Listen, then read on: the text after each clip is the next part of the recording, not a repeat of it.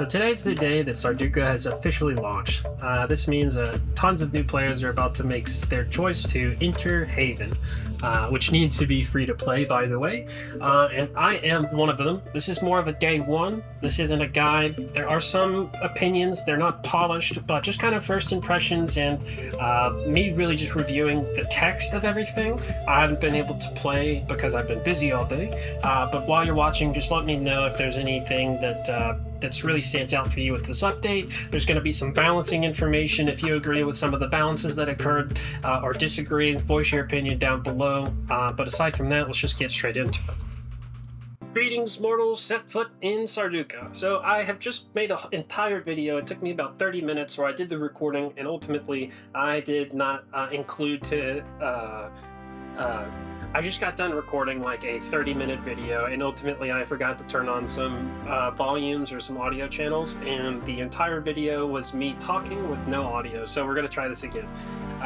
Since I have already read it, there was a lot of fluff in there. I'm going to try to take that out and kind of condense it for the people that some of the stuff just won't be really impactful. So let's go first down here, and we're going to take a step back.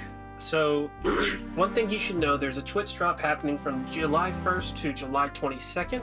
I will probably be streaming some of it. I don't know the details, but on their website you can find that. I'll probably put links to all of these pages below. There is a Sarducca supporter pack. It comes with 2 additional months of the game, so hopefully it means you get 1 free, because that's how it's always been, and 2 additional, they mean 3 months. That's what I'm hoping they mean. It's also at a 25% discount. It's a limited time, but you also can get some veterancy points. But what veterancy points are, they're used for things like combat finishers, capes, and a few other things. For veterancy, if you sign up a new account or you have a friend joining you, make sure that you give them your recruitment code here, and then you can put that in here to save it once your friend or your other second account is created to give yourself the extra veterancy. Make sure that you save it. It's got to be saved. It looks like 2-month subscription. It looks like I can actually upgrade this. So this offer ends in 13 days, 2-month subscription for $21.25 points. So ultimately, this isn't a really bad idea. That's really about it with the supporter pack, a little discount, something you should check out. This is the Sarducca release. They talk about the choice of the server. It's actually Canada East instead of US East. I'm not going to get deep into this because it's technical stuff if you'd like to check it out. I will say that I have a good experience with ping on Sarducca during the PTR. I actually owe Starfall and Henrik an apology because the PTR was actually quite fun. There's already been multiple shutdowns, and it's only been a few hours today. They were late to update. They've had multiple come downs or server come downs.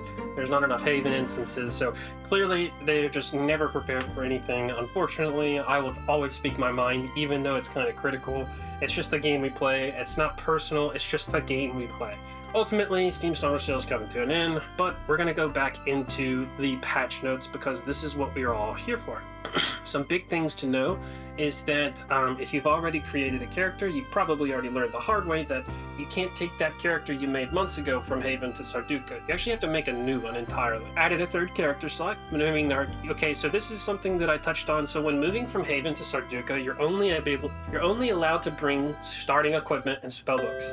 Now, if you're a veteran and you think this is a bad idea, I'm going to tell you why you're wrong. If you're a veteran, you've made plenty of Haven characters that you brought into Mirla.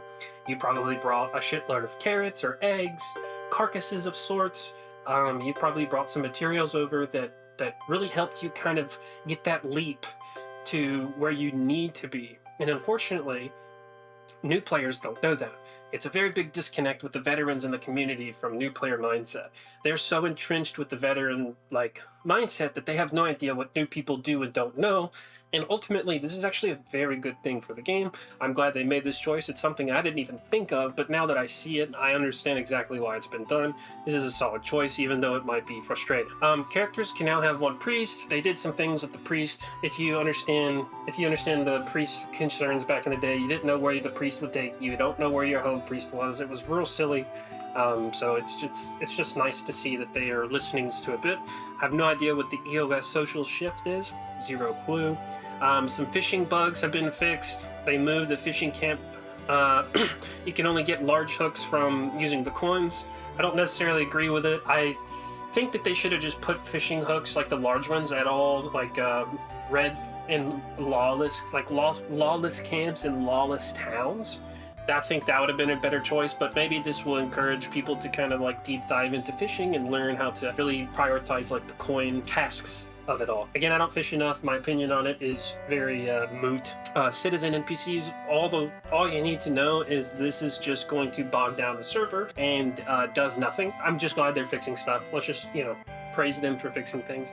The human clade gift Kleptomaniac, which used to give 25 pilfering, has been renamed to Nimble Fingered, you'll be popular with the ladies, and now gives you 25 plus to lockpicking skill instead. There's a lot of balance here. I wouldn't say a lot, but I think they did some decent balancing.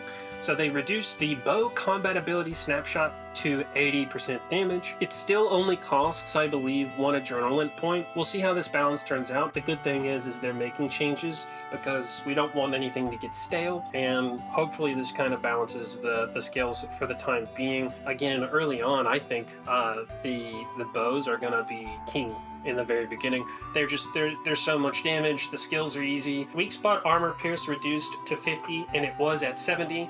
I don't like that they did 2 from here and then from 2 here, if you know what I mean. It stresses me out. I've got really bad OCD. Weak spot that can happen through any kind of like pierce. Instead of 70%, it's coming down to 50. The Alvaran Clade Gift Runner's High. It gives you armor reduced, or the armor pierce, and it was at 15% down to 12%. This is their attempt at balancing the fact that so many people are playing Alvarans. But another way that you could look at this is also a buff to like tanky characters like humans or Thursars or Ogmir tanks. Alvarans are now going to lose their ability. Like an Ogmir in Ogmium or Tongsteel is probably not going to... This isn't going to change the outcome of them dying or not, in my personal opinion. 3% is a good bit. As you can see in the trinket market, that can fluctuate quite a bit. The human clade gift double jointed now gives 4 plus max dexterity instead of the 2. And then we have the Curite Ancestry, now gives you plus 2 dex for each grandparent. And really what I think this is also their attempt to kind of bridge the gap where the Alvarans are just so high in dex and mobility that they're trying to encourage, or they're trying to allow other races to kind of keep up with the Alvarans, because ultimately, even as like a solo, unless you're fighting like a ranged or mage, you can kind of toy with people, especially the really, really good players. They can come in, beat on you a little bit, and they can reset. And unfortunately, like maybe a Thursar and Ogmir, they don't get the same potential to reset. It just doesn't make for a fun time when somebody engages you and then they can leave at any time. Hopefully this kind of rounds it out. Hopefully it just settles the community's concerns. We'll see. Again, we just gotta wait and see how it plays out. They fixed some AI using bows, some UI stuff. They fixed some housing stuff. Only the owner can pay its house upkeep. I did not like this. Well, actually, I do disagree with the owner. Only the owner of a house may pay its upkeep. And I just don't think that Starvault can code this, but I think if the account is active, then a guild member should be able to. But ultimately, I just don't think it's something in their wheelhouse that they can actually program. So lockpicking, I'm just going to go ahead and sum this up because I read a lot of this already. You can essentially learn each chest's mechanics, and then you can go back and farm the same one. So if you're someone who like to go dive for boats and you know where all the boat spawns are, similar, you can go find all the chests and you can remember how that they're lockpicked, because they don't have any kind of algorithm or RNG so far. There's 3 different types, tiers of lockpicking, and then there are going to be higher tier chests in all dungeons, I believe, that have like a maximum of 8 pins. They're very proud of what they did, and I think they should be. They actually got some people to actually lockpick. All of the audio was made in-house. All the 2-dimensional artwork was made in-house, and they have described this as great care has been taken to make sure this lockpicking minigame is, to our knowledge, perhaps the most detailed and closely simulated one to real lockpicking principles ever created. This is a bold claim, but I really hope it's true. You need to have high enough lockpicks. Lockpicks aren't bought from NPCs, they're actually, you have to find them. So I don't know if this is like, you gotta pick them up off the ground or pick them off of certain mobs, but you gotta work your way up to obtain master lockpicks. So there's some more detailed stuff here that I'm not really gonna go to, but increased total experience required for all material lore. I don't agree with this. I think everything should be rather simple to upgrade, minus the in-game materials. I don't think it should take more bone tissue to learn bone tissue. Ultimately, I don't think even with primary skills it should be this much. I think they should encourage people to explore new builds. I don't think you have to pay $9 just to, I want to try a mounted archer, but now I'm a footy. Honestly, I think you should be able to make that change in under 2 days.